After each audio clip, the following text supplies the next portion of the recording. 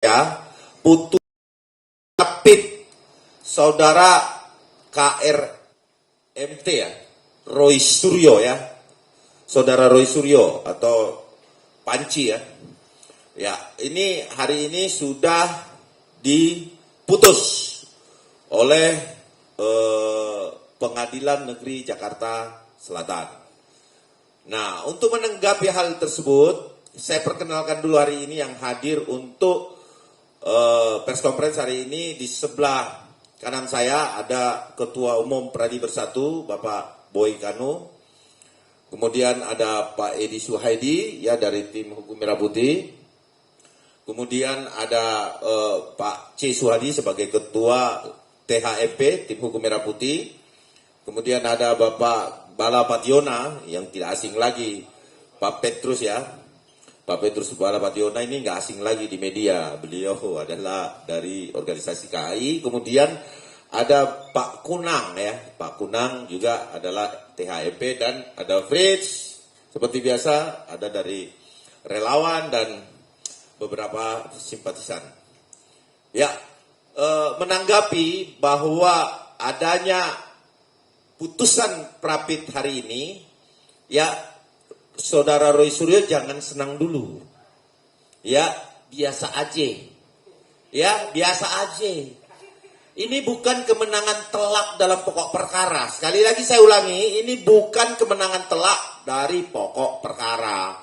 Ini adalah di mana disampaikan oleh hakim tunggal bahwa sah atau tidak sahnya satu penangkapan, penahanan, dan penggeledahan. Sah atau tidak sahnya penangkapan, memang hari ini kita lihat dia melenggang kangkung. Memang dari media ke media kan ada Roy Suryo nggak ditahan, tangkap, ya dia dijemput itu tidak diborgol. Baik-baik yang dia katakan G30 SPK itu tidak nyata.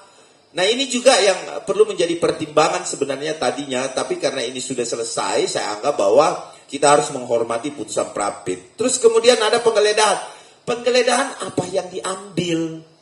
Jadi jangan bangga dengan adanya putusan Prapit. Ini bukan menandakan sesuatu yang bisa dibanggakan oleh teman-teman sebelah, bahwa kemudian termul menangis. Siapa yang menangis? Nggak ada yang menangis di sini.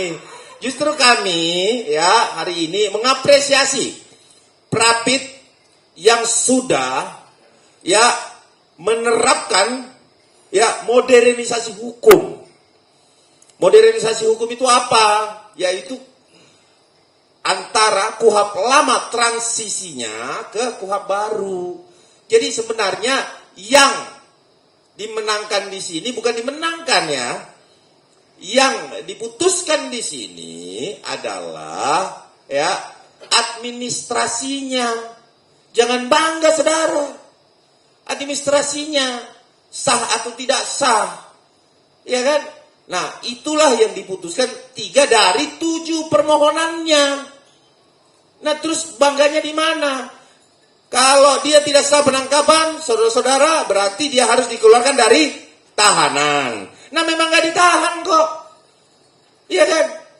Terus masalahnya di mana? Jadi, saya rasa ini adalah jangan lagi nanti kita goreng-goreng lagi, menang. Nah, itu framing. Tetapi apapun itu, putusan Prapit kita hormati bersama. Dan ini kita anggap bagus. Artinya, sah atau tidak sahnya satu administrasi dari kepolisian. Tetapi apakah polisi salah? Tidak. Tidak ada kesalahan polisi di situ. Kenapa saya bilang memang semua administrasi itu harus ada. Nah, kalau itu hakim menilai lain, itu urusan hakim. Tapi sekali lagi kami sampaikan di sini sebagai tim hukum Bapak Insinyur Joko Widodo, ya, bahwa apa yang terjadi saat ini adalah normatif hukum. Dan kita hormati semua. Bahwa tidak perlu lagi kan mengeluarkan dia dari tahanan kan. Karena memang tidak sah dan tidak ditahan. Jadi tidak perlu dikeluarkan dari tahanan. Memang dia jalan-jalan kan. Nah tetapi kalau mau dicoba silakan monggo ke luar negeri. Ya kan?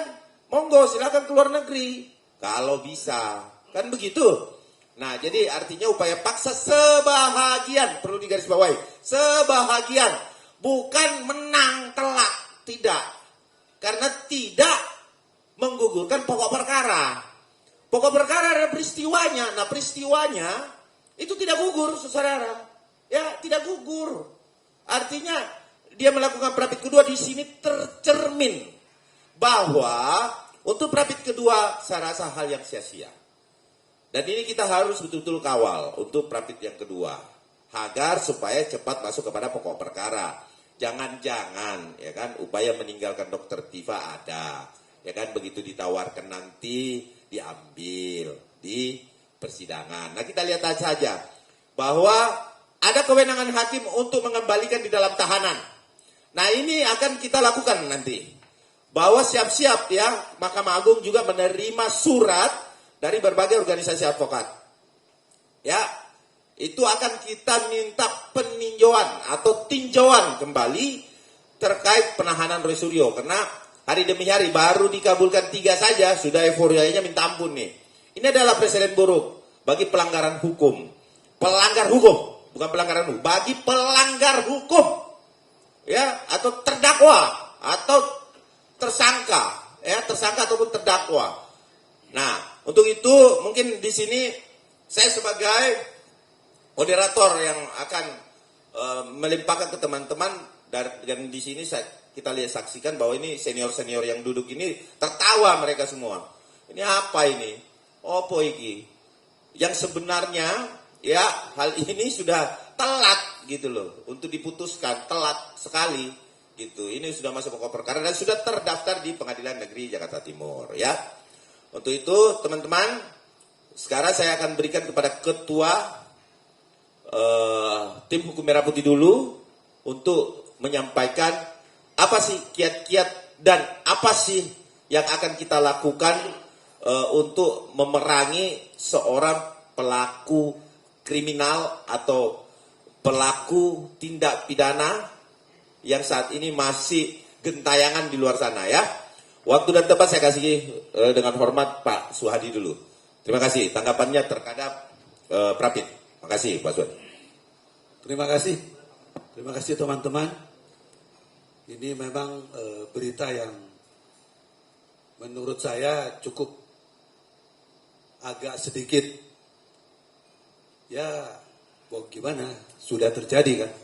Kita tetap harus menghormati semua produk hukum. Jadi apapun yang sudah diputus dalam prapit ini kita hormati kepada Pengadilan Negeri Jakarta Selatan dan juga kita hormati kepada penyidik yang sudah bekerja. Karena jangan salah, persoalan kerja penyidik ini kan bukan berkaitan dengan masalah penangkapan, penggeledahan dan juga penahanan. Tapi proses panjang yang dilakukan selama 1 tahun, ya 1 tahun lebih, ini adalah bentuk apresiasi yang harus kita juga lihat. Karena sampai hari ini, bukan hanya tadi yang sudah diprapit kan, penetapan tersangka itu kan sudah selesai. Bahkan di dalam pokok perkara yang lain, khususnya TIPA, itu sudah diadili di Pengadilan Negeri Jakarta Timur. Itu artinya pekerjaan penyidik itu bukan kemudian menjadi sia-sia, tidak.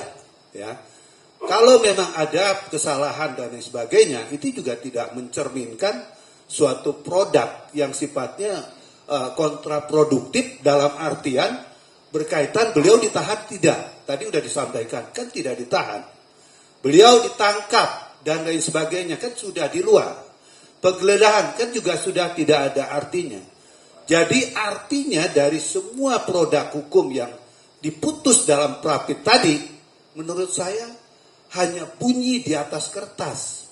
Karena tidak ada implementasi berkaitan dengan eksekusi. Apa eksekusi di sini? Ya mungkin kalau dia di dalam, ya karena ada perintah tadi misalnya, ya penangkapannya tidak sah, berarti harus dikeluarkan dari tahanan. Gitu. Ini kan gak ada. Jadi apa sebetulnya yang dibanggakan? Makanya ke depan kita harus melihat kepada pokok persoalan utama dalam persoalan ini. Pokok persoalan utama itu apa? Yaitu pokok perkara. Karena Prapit kan bukan pokok perkara. Jadi jangan sampai juga nih masyarakat ternina-bobokan. Wah, kalau Prapit menang berarti Roy Suryo sebentar lagi bebas. Sebentar lagi nggak kena hukum. Nggak seperti itu, ya. Karena Prapit itu bukan pokok perkara. Prapit itu berkaitan dengan administrasi tadi yang sudah dijelaskan, ya. Jadi pokok perkaranya sudah didaftarkan. Kalau nggak salah, perkara TIPA 300, ya, PIT 2026 di PN Jakarta Selatan yang diadili di Pengadilan Negeri Jakarta Timur. Ini pun jangan salah nanti, kok pengadilannya di Jakarta Timur? Pengadilan di Jakarta Timur itu perintah dari Mahkamah Agung, ya. Jadi ini clear ya berkaitan dengan masalah ini. Nah, terkait menyangkut masalah perkara Roy, itu sudah terdaftar juga 301 kalau nggak salah ya, gitu. Karena kan hampir bersamaan penyerahan berkas ke sana. Cuma ya perkara Roy tertunda karena ada Prapit. Itu saja yang membedakan dalam persoalan ini. Cuma tadi saya tertarik dengan salah satu item pertimbangan dari pengadilan yang menyatakan pelimpahan berkas itu dinyatakan tidak sah dan harus ditunda dulu. Pengadilan tadi tidak mengabulkan permintaan itu. Artinya pokok perkara yang sudah dilimpahkan ke Pengadilan Negeri Jakarta Selatan melalui Pengadilan Negeri Jakarta Timur secara ansih diterima dan dibenarkan oleh pengadilan, ya. Nah, terkait masalah ada informasi katanya ada Prapit kedua dan lain sebagainya. Ini menarik, kita akan bahas. Karena memang dimensi hukum acara yang sekarang ada. Kalau kita melihat dari pasal, ya, kalau nggak salah 163, itu kalau nggak salah penetapan tersangka itu pengembangan atau pelebaran dari hukum acara pidana berkaitan dengan Prapit. Karena dia tidak diatur secara khusus. Sebabnya seperti misalnya ya, penangkapan, terus kemudian penahanan, itu spesifik diatur ya secara tegas dalam undang-undang. Tetapi berkaitan dengan masalah penetapan tersangka itu hanya diatur dalam pasal 163, ya. Itu pun bagian dari persoalan putusan, ya. Nah, kemudian berkaitan dengan masalah Prapit, sekali lagi saya katakan kita apresiasi apa yang sudah dilakukan, ya, sudah diputus oleh pengadilan. Dan juga kita tetap mengapresiasi pekerjaan penyidik yang sudah begitu lama menyelesaikan persoalan ini dan sampai sekarang sudah menetapkan tersangka dan mungkin sebentar lagi Roy menjadi terdakwa. Ya. Jadi oleh karena itu, ya teman-teman semua, sekali lagi Prapit bukan akhir dari semua persoalan kasus yang menjerat Roy Suryo dan TIPA, tetapi awal dari persoalan yang memang harus dihadapi dalam persoalan ini. Biasa, kalau yang namanya jagoan, menangnya itu di akhir. Kita berharap seperti itu. Terima kasih. Baik, terima kasih Pak Swadi. Ya, jadi saya mempertegas lagi bahwa ngerasa menang. Enak aja. Nggak ada itu menang. Menang itu ketika pokok perkaranya kamu menangkan, dinyatakan tidak bersalah. Artinya satu perbuatan atau peristiwa itu secara kuat dapat dibuktikan di fakta peradilan. Kemudian menjadi hal yang inkrah. Nah, Anda tahu, mungkin saja di dalam pokok perkara nanti teman-teman, saudara, bahwa dia dimenangkan di putusan pertama, tetapi ada banding di sini. Ada kasasi nanti yang akan dihadapi, ya, ada banding, ada kasasi, ada PK, dan ini masih panjang permainan ini, ya kan, jangan nganggap menang, enak aja. Anda sudah melakukan dan peristiwa itu nyata. Anda melakukan fitnah keji itu nyata. Karena kenapa? Jelas hanya dua otoritas yang bisa menjelaskan di hadapan pengadilan nanti, di hadapan hakim yang bertanggung jawab dengan Tuhan adalah universitas dan juga Puslapor Mabes Polri.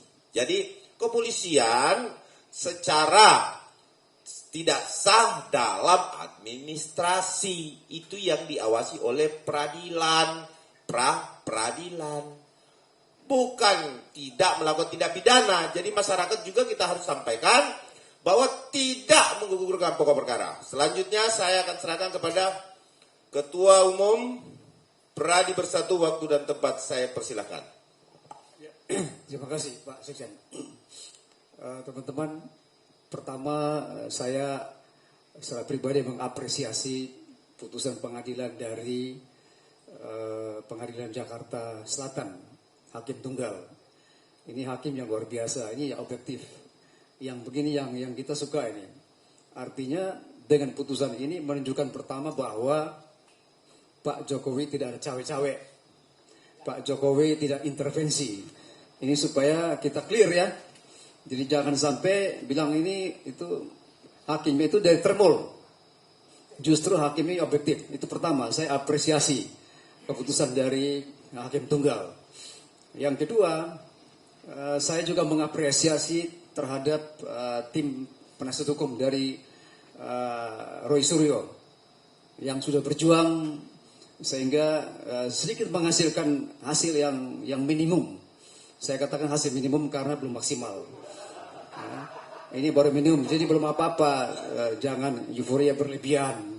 Karena ntar lagi itu permainan itu begitu. Biasanya kalau permainan itu serunya itu kalau ada kalah menang, tarik ulut sini, sana sono, sini sono, itu baru menarik. Kalau lurus-lurus saja nggak menarik.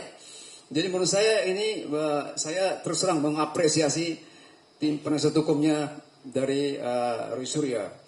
Yang ketiga, saya menilai bahwa apa yang dilakukan oleh Polda Metro ini sebagai warning saja sebetulnya. Putusan ini sebetulnya tidak berdampak kepada siapapun kecuali terhadap internal Polda supaya lain kali lebih berhati-hati. Itu seperti kalau anak nakal ditegur kita dijewer telinganya, lain kali jangan gitu ya. Itu aja, itu tujuan dari kemenangan Prapit hari ini.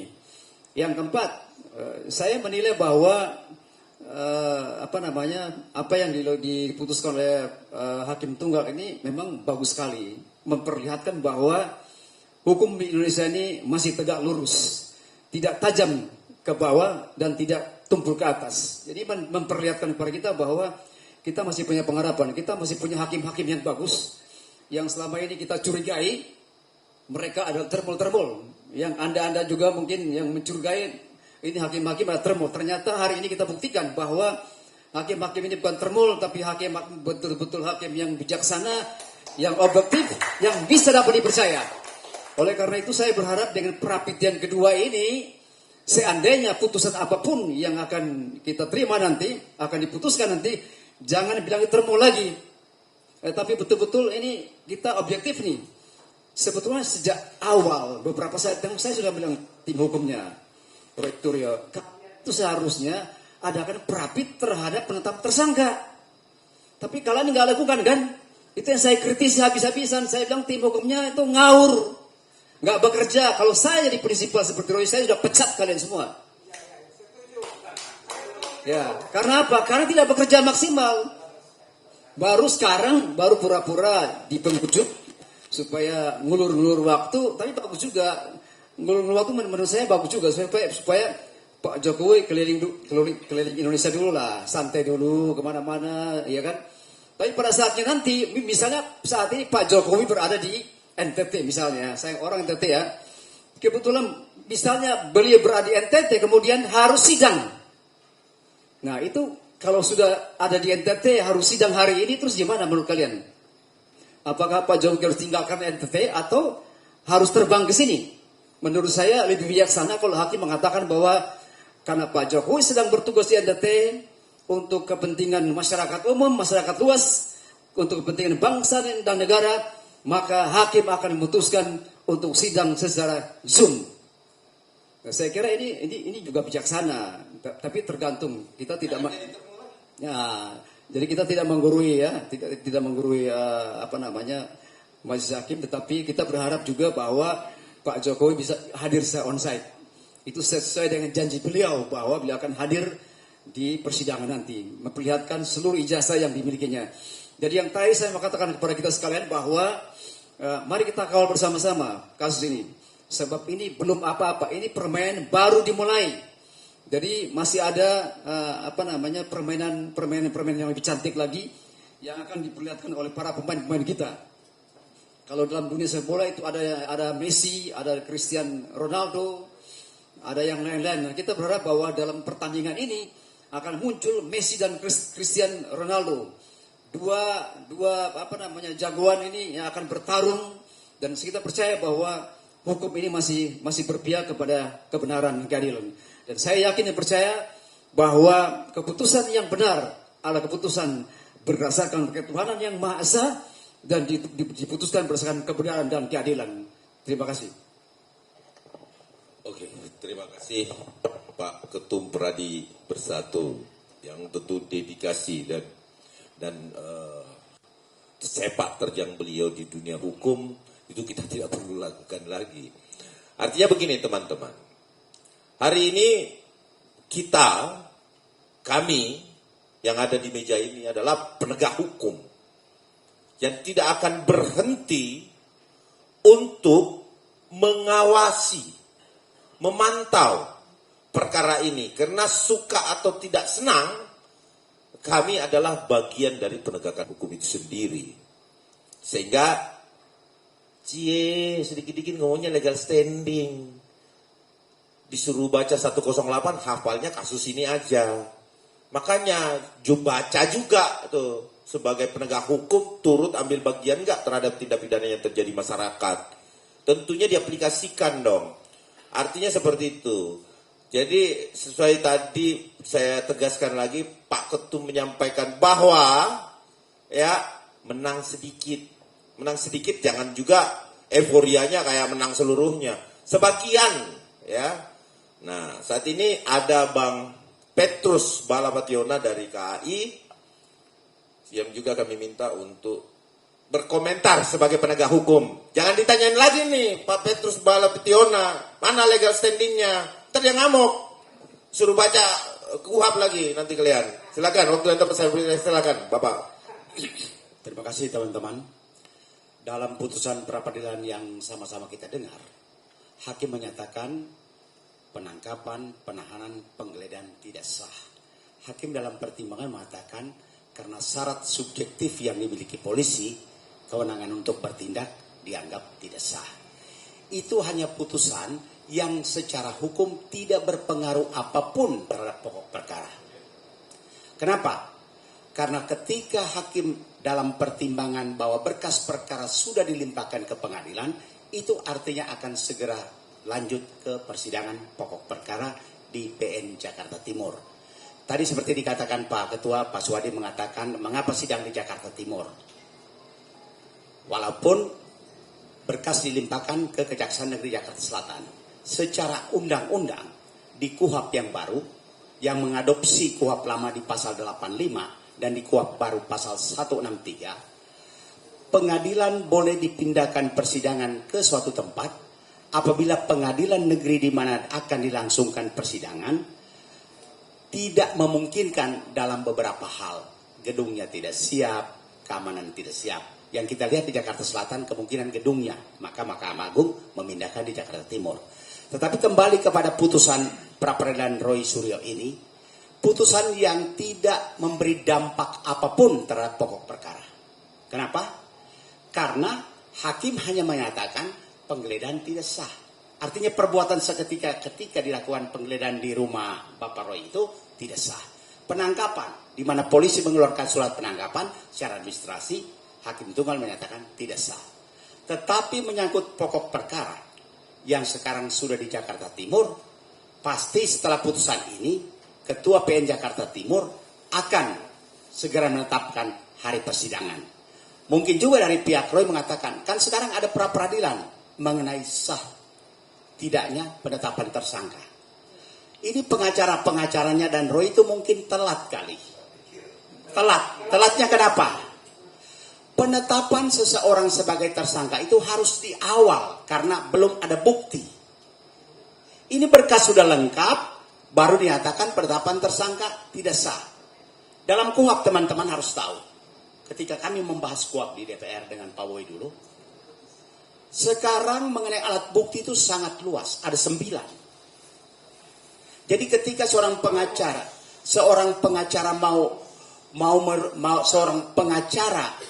mempersoalkan penetapan tersangka tidak sah, seharusnya dari awal. Artinya alat buktinya kurang. Dulu di KUHP lama 185 hanya 5 alat bukti. Sementara KUHP yang baru ada 9. Karena kami sama-sama bahas. Pertama, keterangan saksi, ahli, surat, pengamatan hakim, barang bukti, alat bukti elektronik, dan yang paling boleh dikatakan waktu di pembahasan yang paling berbahaya adalah apa saja yang dapat dipergunakan sebagai alat bukti. Itu dulu didebatkan. Berarti apa saja boleh dipakai. Maka dalam perkara pidana yang kita akan sidangkan dalam perkara siapapun, kalau bukti-bukti yang disebutkan tadi tidak cukup, hakim, jaksa, pengacara boleh pakai apa saja sebagai alat bukti. Karena itu diatur dalam KUHP di pasal 235 huruf G. Makanya dalam perkara-perkara pidana seperti ini, tergantung hakim, jaksa, pengacara mau menggunakan bukti apa saja. Walaupun secara standar sudah disebutkan ada 8 tadi. Ya, ini ada perluasan alat bukti. Di KUHP lama hanya 5, di KUHP baru ada 8. Dan yang paling boleh dikatakan tanda petik berbahaya, alat bukti yang bunyinya begini, apa saja dapat dipergunakan sebagai alat bukti sepanjang diperoleh tidak melawan hukum. Ini kan karet nih, bisa ditarik, bisa dibuat apa saja. Tapi itu dulu waktu kita bahas, Pak Boy masih ingat, saya juga waktu yang keberatan, kita tolak itu. Tapi ketika dirumuskan, ternyata itu masih muncul. Teman-teman bisa baca di KUHP 235 itu. Dan sehingga kalau kita katakan Roy Suryo menang perkara, katakanlah bukti-bukti hakim menyatakan tidak sah, jaksa bisa dengan argumentasi mengenai apa saja yang dapat dipergunakan sebagai tersangka. Jadi luas sekali nih. Oleh karena itu putusan pra peradilan yang tanda petik menangnya, boleh saya katakan menangnya banci. Tidak ada dampak apapun. Ya, mau dibilang menang di atas kertas ya juga. Menang di atas kertas, menang banci, menangnya tanggung. Kecuali menang, hakim menyatakan berkas perkara hasil penyidikan itu dianggap tidak sah. Perkara berhenti di situ. Tapi hakim mengatakan berkas perkara lanjut ke pengadilan. Yang tidak sah itu hanya ketika, maaf aja, dia digeledah, diraba-raba, dimasukin ke rumah, dimasuk ke rumahnya. Tidak sah itu perbuatan polisi. Ketika polisi mengeluarkan surat penahanan, surat yang ditandatangani oleh penyidik itu tidak sah. Tapi hasil kerja penyidik yang sekian lama, yang menurut informasi kita lihat bahwa tinggi berkas 1 meter itu dihargai, 1,5 meter itu dihargai oleh hakim bahwa itu sah dan silakan dibuktikan di pengadilan. Jadi singkatnya dia menang tapi tidak menang. Jadi buat apa bersorak-sorai? Buat apa bersorak-sorai? Buat kami hakim itu objektif dan seperti dikatakan oleh rekan Boy tadi bahwa hakimnya objektif dan bukan termul. Jadi jangan dibilang hakimnya termul. Hakimnya lihat tuh, buat pertimbangan bagus sekali. Hanya satu kata kuncinya dia mengatakan syarat subjektifnya tidak terpenuhi. Karena subjektivitas penyidik bahwa akan melarikan diri, menghilangkan barang bukti, mengulangi tindak pidana, menurut hakim itu tidak ada. Jadi menang ya orang menang. Oke, sekian. Oke, terima kasih karena beliau juga ikut dalam RDP KUHP yang baru. Jadi ini kunci-kunci semua. Jadi mengerti banget tentang KUHP baru. Tapi tidak dihafal, nggak dihafal. Dibaca, dihafal nggak. Jadi gini, ya kemudian tidak membatalkan, saya pertegas, tidak membatalkan pokok perkara. Bahwa itu betul kata Pak Balapationo bahwa itu tidak membatalkan dan itu banci. Banci ya Pak ya? Banci. Oke, untuk selanjutnya saya serahkan kepada Bang Kunang. Nggak apa-apa sedikit, Pak Kunang. Oke, Wasekjen? Pak Ketua sudah? Nah, silakan. Cukup? Oke. Oke, mungkin ada tambahan dari Pak Ketum? Sebelum kita masuk tanya jawab, Pak Suadi, ada?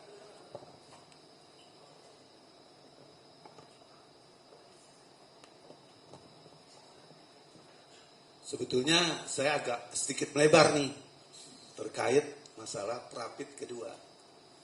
Tadi menarik sih ada kata-kata yang dikatakan bahwa penyerahan berkas itu tidak dinyatakan tidak sah, itu enggak benar. Tetap berjalan, tetap harus dalam proses persidangan. Nah, yang menarik apa? Informasi yang kita dapat itu akan ada Prapit kedua. Tapi boleh nggak kita sepakati kita bahas sedikit saja? Bisa. Gini, saya melihat pada urgensi Prapit kedua ini tadi juga sudah dimulai ya oleh Pak Petrus Bala ya, yang mengatakan bahwa harusnya kan di awal pada saat penetapan tersangka itu minimal ya sebulan ke depan atau 2 bulan ke depan itu dilakukan Prapit. Karena kan keberatan dong, dia harusnya dikatakan sebagai tersangka. Tapi hampir 1 tahun ya kalau nggak salah ya. Ini 6 bulan ke depan lah ya. Ini nggak ada reaksi apapun. Berarti kan harusnya ya dia sadar ada sebuah perbuatan yang dilakukan oleh yang bersangkutan. Ya, ada perbuatan yang memang oh iya benar, saya salah. Apalagi kan kita melihat dalam pelaporan itu bukan hanya yang dilaporkan oleh Pak Jokowi terkait 310, 311 ya, dan juga 27 Undang-Undang ITE, tapi juga ada pasal 32 dan pasal 35 Undang-Undang ITE. Saya pernah menyampaikan ini pasal temuan yang dilakukan oleh penyidik dalam menyelesaikan perkara, dalam memproses perkara laporannya Pak Jokowi. Karena temuan artinya di sini ada laporan yang dilakukan oleh penyidik berkaitan dengan temuan tadi. Nah, kalau melihat dari persoalan-persoalan yang sudah berjalan, kemudian tidak dipersoalkan, harusnya kan nggak perlu dilakukan Prapit lagi berkaitan dengan penetapan tersangka. Dia bilang ya itu berkaitan dengan surat perintah yang menjadi objek dari Prapit. Lah, ini bukan perkara tun. Jadi satu surat keputusan, surat perintah itu menjadi objek Prapit, kan jadi lucu. Nah, saya juga jelasin di dalam hukum itu ada di dalam pasal 2 ya Undang-Undang Kehakiman ya tahun 2009 kalau nggak salah ya, itu dikatakan bahwa yang namanya perkara itu harus menganut ajas sederhana, murah dengan biaya ringan ya. Nah, kalau dilihat dari yang dikatakan sederhana ya, oh ya sederhana, cepat dengan biaya ringan. Kalau kita melihat konteks ini ya, melihat kepada juga undang-undang undang-undang kehakiman, ini kan jadi nggak selaras. Karena kenapa? Ya kan mencoba bagaimana mengulur-ulur waktu gitu kan. Loh, kalau memang berkaitan dengan masalah penetapan tersangka itu menjadi persoalan, memang pengadilan itu terus kemudian begitu disidangkan dia 100% divonis. Kan tidak, ada proses pemeriksaan dari pelapor, saksi-saksi, alat bukti dan lain sebagainya. Kenapa dia mesti takut gitu kan? Saya bukan menghalangi dalam persoalan ini. Cuma kalau diukur dari semangat Prapit yang mau dilakukan itu berkaitan dengan surat-surat yang dikeluarkan sebagai produk yang dianggap layak dibawa Prapit, itu nanti bisa jadi berbahaya. Saya menghitung kalau dia mengatakan bahwa ada surat penangkapan, berarti nanti akan ada surat penyitaan, ada surat yang lain-lain lagi. Jangan-jangan bisa 6 bulan rapi terus ini persoalannya. Oleh karena itu juga kita juga mengimbau kepada Mahkamah Agung, karena ini berkaitan dengan KUHP yang baru, tentunya juga harus ada sikap yang tegas berkaitan dengan masalah Prapit ini. Karena begitu wacana Prapit kedua mau dijalankan, berarti ada sebuah pendapat, ada pemikiran-pemikiran Prapit itu bisa dilakukan berkali-kali gitu ya. Nah, untuk kepentingan ini sekali lagi ya, kita juga berharap bahwa hormati pengadilan ya, apa yang sudah dilakukan berkaitan dengan Prapit pertama itu harusnya menjadi bagian daripada semua kepentingan proses hukum yang terjadi di dalam perkara yang dilaporkan oleh Pak Jokowi. Jadi jangan diambil comot satu, comot lagi satu, comot lagi satu. Ini sampai kapan?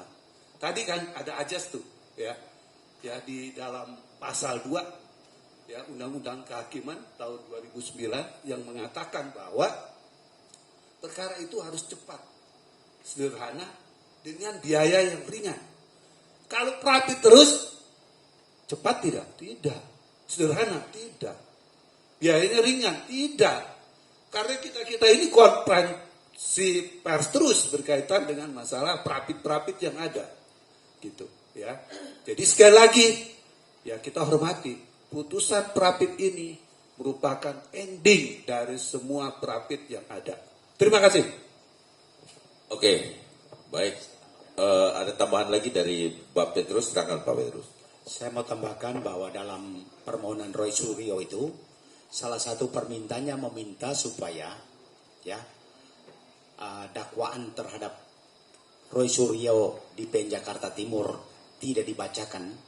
Ternyata dalam putusan pra peradilan itu hakim menolak. Jadi intinya hanya 3 hal.